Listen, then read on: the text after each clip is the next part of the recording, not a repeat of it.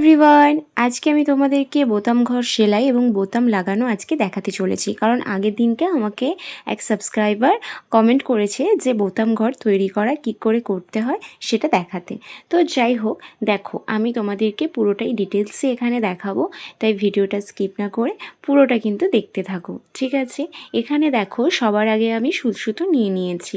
তবে তোমরা বোতাম ঘর তৈরি করার সময় যেই কালারের কাপড় হবে সেই কালারের সুতো নেবে। এখানেই তোমাদেরকে বোঝানোর জন্য আমি কালো কালারের সুতো ইউজ করেছি। ওকে, এরপর দেখো তোমাদেরকে যেটা করতে হবে, আমি এখানে দেখো মোটা করে সুতোটা নিয়েছি, ঠিক আছে? তোমরা যত ইচ্ছে মোটা করে সুতো নিতে পারো, কোনো সমস্যা নেই।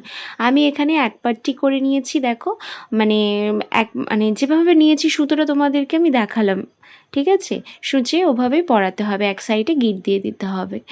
এরপর দেখো যেভাবে আমরা প্রথমে বোতাম ঘরটা তৈরি করব, দেখো প্রথমে একটা টোপ পেছন দিক থেকে তোমাদেরকে তুলে নিতে হবে, ঠিক আছে? এরপর যেখানে টোপটা তুলেছো তার ঠিক সাইডে তোমাদেরকে আর একটা টোপ তুলে নিতে হবে। অবশ্যই সূচটা কিন্তু উপরের দিকে থাকবে।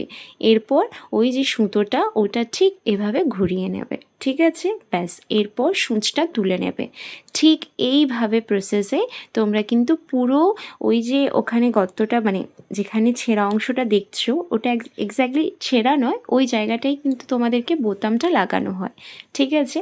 যেখানে তোমরা বোতামটা লাগাবে, যেই জামাতে বা ব্লাউজেও বোতাম সিস্টেম যদি করতে চাও, সেই জায়গাতে এভাবে একটু কেটে নিতে হয়, কেটে ওখানে বোতাম ঘর বানাতে হয়।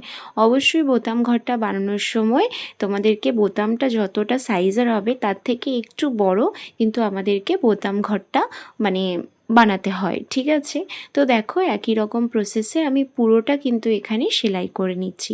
সেলাইটা একটু খুব ভালো করে করবে, যাতে ওখানে যে ছেঁড়া অংশটা থাকে, যেখানে আমরা কেটে দিয়েছি, তবে তো ওখানটায় বোতামটা ঢোকানো হবে, তো ওই জায়গাটা যাতে ভালো করে কভার হয়ে যায়, ঠিক আছে? যাতে কোনো সুতো বেরিয়ে না থাকে, এক্সেট্রা এক্সেট্রা।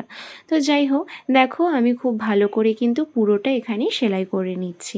সেলাই হয়ে যাওয়ার পর তোমরা এখানে ফিনিশিং লুকটা দেখতে পারবে যে কতটা ভালো এসেছে। তবে আমি যদি এটা যেহেতু সাদা কাপড়, সাদা কালারের সুতো দিয়ে করতাম, তাহলে তোমরা এখানে বুঝতে পারতে ফিনিশিংটা কত ভালো আসতো। দেখো কথা বলতে বলতে আমার কিন্তু সেলাই কমপ্লিট। এরপর তোমরা পেছন দিকে একটা টোপ তুলে ওখানে কিন্তু একটা গিট দিয়ে দেবে, ঠিক আছে? তাহলেই দেখবে আমাদের হুক ঘর কিন্তু একদম সেলাই করা কমপ্লিট। ওকে, এরপর আমি তোমাদেরকে বোতামটা কিভাবে সেলাই করবে সেটা দেখাবো। তো দেখো এখানে বোতামটা সেলাই করাটাও খুব সোজা, তোমরা দু রকমভাবে বোতাম সেলাই করতে পারো। তবে আমি তোমাদেরকে এখানে কিন্তু একটা প্রসেসই দেখাচ্ছি যে বোতামটা কিভাবে সেলাই করবে।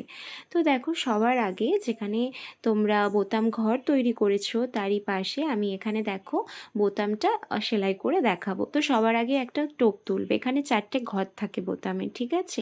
তো আমি এখানে ক্রসভাবে কিন্তু সেলাই করছি। দেখো ঠিক প্রথমে একটা টোপ তুললাম, তার ঠিক সাইড দিয়ে আর একটা টোপ দিয়ে দেখো এখানে ক্রস চিহ্ন আমি দিয়ে দিয়েছি। একটু ভালো ফিনিশিংয়ের জন্য আমি ডাবলভাবে এখানে সেলাই করব, আরও একটা কিন্তু এর ওপর দিয়ে আমি সেলাই করব। দেখো আমার কিন্তু এখানে বোতাম লাগানো কিন্তু পুরোপুরি কমপ্লিট। তো তোমাদের কেমন লেগেছে এই বোতাম ঘর তৈরি এবং বোতামটা লাগানো, তো আমাকে অবশ্যই কমেন্টে জানিও। আর যে দিদিভাই আমাকে কমেন্ট করেছিল এটা বানিয়ে দেওয়ার জন্য, আমি কিন্তু তার জন্য এই ভিডিওটা বানিয়েছি। তবে যারা বিগিনার্স তাদের কিন্তু এটা অনেক হেল্পফুল লাগবে। তো ভিডিওটা ভালো লেগে থাকলে অবশ্যই লাইক, কমেন্ট এবং সাবস্ক্রাইব করে দিও। আজকের জন্য বাই।